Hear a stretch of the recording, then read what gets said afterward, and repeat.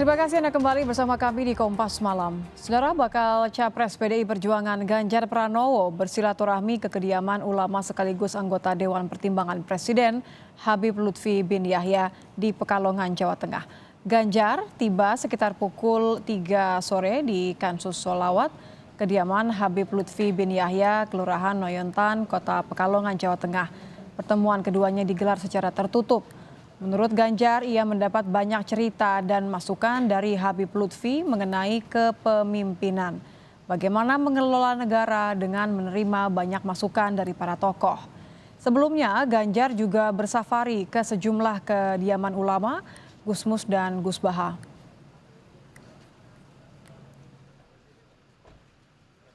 Beliau cerita bagaimana bangsa dan negara ini mesti dikelola dengan baik, mesti mendengarkan banyak pihak, gitu ya, sehingga mendapatkan solusi tengah yang bagus dan bersama-sama menuju ke depan. Karena situasi yang ada di luar Indonesia juga sedang tidak mudah.